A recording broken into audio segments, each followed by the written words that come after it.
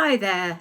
So today I want to talk about fear and anxiety and its impact on chronic fatigue syndrome and fibromyalgia. And you know what? My dog cannot bear to hear me talking to camera without getting involved. Anyway, she's going to sit on my lap for a while. And here she is. So you can see this is Tilly. There you go. Almost exactly a year ago, I did another video on how fear can impact on our chronic fatigue syndrome. And I discussed very much how post-exertional malaise, or PEM, can set up an ongoing fear then of future events or days out or anything physical. And that fear then causes more symptoms.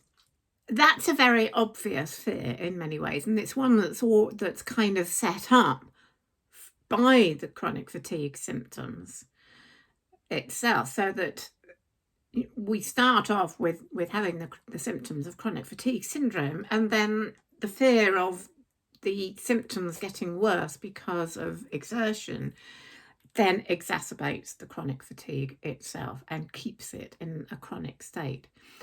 But I wanted to update that video a little bit because I've been reading a lot about fear and anxiety and chronic fatigue, and I want to talk about fears and anxieties that may be going on at a more subconscious level. And certainly I think I can very much relate to these myself over the past year.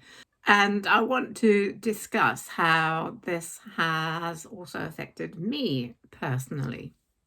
So let's just have a look at some of the other ways that we can be suffering from fear and anxiety on a different level. And first of all, there is the more obvious one of health anxiety. Health anxiety is where you find yourself constantly researching symptoms, Googling your symptoms. You might be worried that you've missed something, or your doctor has missed something, and maybe actually your symptoms are the symptoms of something more serious. And or you find yourself discussing your symptoms with friends and family. All these things I can very much relate to. Definitely done these things myself, and it's very strong signs that you have health anxiety. So health anxiety, of course, it's very, very much part of chronic fatigue syndrome. That anxiety is not actually going to help the symptoms, but actually keep them going. Oh, you want to get down? The other sort of anxiety, which I think is probably sometimes more subconscious, I think is often brought on because of our high sensitivity. Now, I've talked in other videos about chronic fatigue syndrome and high sensitivity. If you haven't seen those, then the science is that around 20 to 25% of people have high sensitivity, which generally means that we are more likely to be affected by hearing stuff, by other people's emotions. We might not like crowds too much. We don't like loud noises. We might be more easily upset by certain events. But also, highly sensitive people are also more compassionate, more creative. So there are lots and lots of good things about being highly sensitive.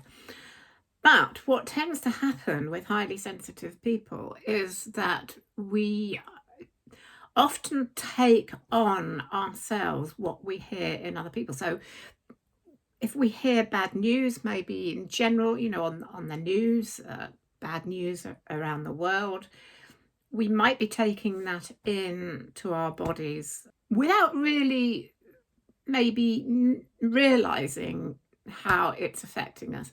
But also, And this one, I think, has been affecting me recently without me really realizing it. It's the things that happen to our close friends and family, our loved ones, may also affect us very deeply. You might say, well, of course they do. Of course, we're going to feel sympathy and help out where we can. But if you're highly, highly sensitive, you may also be taking on the upsets of close friends and family on a much deeper level than you realize. Just to give you an example out of my life, my best friend has been going through a lot recently. Her husband has had a lot of health issues, and uh, this is, there's been a lot of stress and anxiety with her. And she's, because we're best friends, we talk about it a lot. And as the best friend, I am, you know, being as positive as I can with her and giving her reassurance and advice, etc., without really acknowledging how much it's affecting me as well. And this has been going on for some time. And very interestingly enough, recently I've noticed that for the last few weeks or maybe a month or two, I have been getting fibromyalgia, mostly in my legs, which is actually impacting on my quality of sleep. So I began to think, well, why is that happening? What's going on? What's going on in my life? And I was thinking of all the personal things. My mother passed away at the end of last year. I've had, I've got a few other little concerns and worries.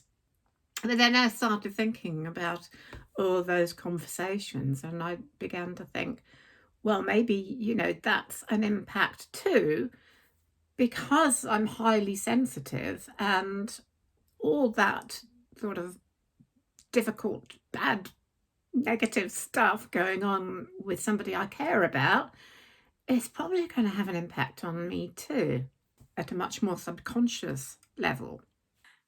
Also, and here's something perhaps you might relate to, I don't like to think of myself as an anxious person. My mother was quite an anxious person, and I think to some extent, sometimes when we've lived with somebody who's anxious, we tend to sort of compensate for that and try to be the person who's calm and fine and very zen. And sometimes in doing that, we actually then sublimate our own feelings and fears. And we're kind of in denial to ourselves that we also have our own anxieties. And I think if our anxieties and fears are then not truly acknowledged, they're going to go into the body and create symptoms. And then, of course, the symptoms then themselves create more fear and anxiety. Perhaps, you can see yourself in this. I'd be interested to know. But I've been reading this book. I mentioned this in another video, Heal Your Nervous System. And it's very interesting. I'm not through it. I'm going to review it when I've finished it, but I'm going through it very, very slowly because it's really necessary to do that. But one thing I've discovered about that is the sort of self-awareness of the fact that I am a much more anxious person than I ever really admitted to myself. And it's acknowledging those subconscious feelings that is one of the first steps in healing. And healing it's not a linear thing. It's a very up and down thing, and sometimes we move so far and then suddenly we find we've gone back a bit, and that in itself, when you feel that you've healed a lot and you're almost at the point of recovery, and then suddenly you go back and have more symptoms, that in itself again can create even more fear and anxiety. Oh, I'm not as recovered as I thought I was, and that again can cause a lot of anxiety. So, how do we deal with this? Well, as I say, I think the first major step in this kind of healing is self awareness and acknowledgement. We cannot go further into healing unless we are aware of what's going on, first of all. So, acknowledging our anxiety and fears is a very important first step. Becoming aware of your thoughts. If you're suffering from symptoms, taking stock, stopping, thinking, okay, what's going on in my life? What are my thoughts doing? Where are they constantly going? Am I worrying about my symptoms? Are there a lot of what ifs going on? Are you thinking about the future and worrying about that? Do you have financial problems? The finances can be a really big thing with chronic fatigue syndrome because many of us have had to cut down on work because we can't do as much. And that can be a really big impact. And of course, we have health anxieties. And notice, like me, where you might be taking on the anxieties and feelings of other people, or where you might be worried about other world events that are going on. Climate change, war, etc. All that is going on. And when we're highly sensitive, it can really, really have an impact on us. So one of the things with that is I always recommend is never to watch the news late at night, or I always try and catch up on news items like kind of first thing in the morning, so it's not going to actually impact on my ability to sleep, because we do need to know what's going on. But the more you can have that knowledge at a time where you're going to be maybe less sensitive, is the best way to do that. So we need to be aware of what's going on in our heads around anxiety and fear, because once we recognize those thoughts, we can then redirect them and we can start reprocessing them, perhaps, or reframing them. And there's such a lot of help around this kind of thing. It's not always easy, and it's not going to happen overnight. But as I say, it is so important to recognize what you're thinking about, and then to recognize that your thoughts themselves are not real, and you can turn that anxiety and fear around. So, how do we do that? Well, first of all, and I'm always recommending, first of all, getting into the habit of mindfulness techniques, particularly things like meditation. There are so many good apps. If you haven't done meditation before, I would recommend the website called Headspace, which will give you really good grounding training in meditation. There's an app I use called Down Dog. They have their meditation app, which guides you through various different types of meditation and different themes, etc. And meditation isn't difficult. It's not about not thinking. It's more about recognizing when and what you're thinking about and redirecting your thoughts. So a constant practice, a daily practice of meditation really, really helps with redirecting anxious thoughts. I would also really recommend people who teach mindfulness and being in the present moment. And one of the best teachers of this is Eckhart Tolle, and I recommend his book, The Power of Now. He also has training programs, and on YouTube if you search for Eckhart Tolle on YouTube, you will find little snippets from his retreats and lectures that I find very, very useful at times when I can't stop my thoughts and I'm worrying about the future or the past or whatever. And watching him talk really helps to get me back into the present moment. Because fear is always about the future. And when we're in fear, we're living in the future and we're not living in the present moment. The present moment is always the most important thing. So that's really good teaching to get into. And the other teaching that I have found really helpful is brain retraining. And one of the best apps for that is the Curable app. It's a little bit expensive. You can now do a monthly subscription on that. I don't think it's that easy to find, but if you go onto their website, you might find a way of doing a monthly subscription. But that's a really, really useful app. Brain retraining is about, I've talked about it before on this channel. It's about training your brain to realize that you're safe, your symptoms are not dangerous and they are safe. And it does a lot of things like somatic tracking, which is another thing I've talked about on this channel. And there's lots on the Curable app. It's not just the exercises, but you can listen to interviews and discussions about how the mind affects the body in chronic conditions.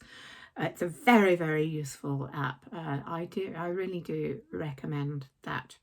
And then there is nervous system dysregulation, which is where for highly sensitive people, we often tend to have a dysregulated nervous system.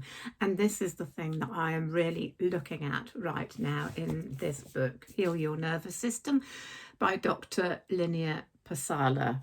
It's a really good book that needs to be gone through in detail and quite slowly. But she talks a lot about the impact of high sensitivity and kind of teaching your body to feel safe before going on to the more detailed exercises of actually healing a dysregulated nervous system. So there we are. I know I've talked about all these things before, but I just wanted to revisit this thing about fear and anxiety. I think it's such a major component of chronic fatigue syndrome, fibromyalgia, other chronic conditions. Although I've talked about it before and I've done lots of exercises before myself, I wanted to revisit this because just for that thing that these things can sometimes creep up on us without us knowing. And we really, really do have to stay alert to what's going on in our heads and making sure that you're not pushing thoughts and feelings down, which then will have an impact on your body. So I hope that is useful to you. Do let me know in the comments whether you feel this resonates with you and what your thoughts are on this. If, by the way, you would like to see my last year's video on the impact of fear and anxiety about future events, then that video a link to that video should come up just about here. Stay well. The most important thing is self-awareness and acknowledgement, because only then can you move forward. That is one thing to take from this if you take anything. So stay well, look after yourselves, and I will see you again soon. Bye for now.